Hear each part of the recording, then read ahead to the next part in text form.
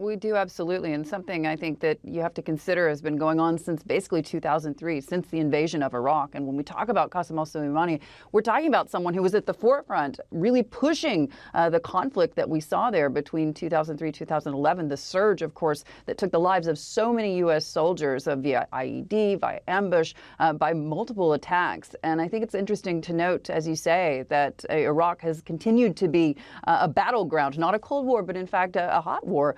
A proxy, of course, for the continuing Iran versus American narrative, frankly. And, when I speak to Iraqi leaders in the past, they've told me again and again, they're really essentially between a rock and a hard place because, there's such a huge presence of Iran in the country.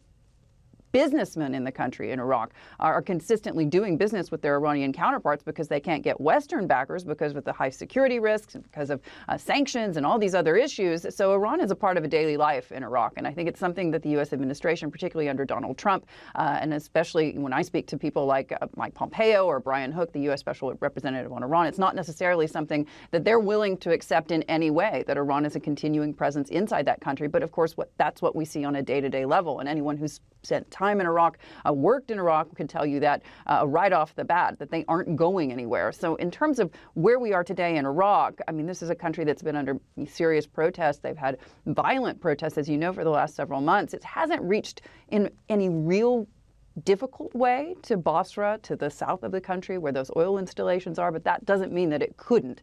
And of course, there's also the issue, of course, right now of what a retaliatory action by Iran will actually look like, because we're not talking about if it's going to happen. We're talking about when and how. If they're going to use their proxies via Hezbollah, for example, in South America, in Lebanon, Syria, Yemen, or if they're going to reach further afield, if they're going to be more targeted in Europe or elsewhere.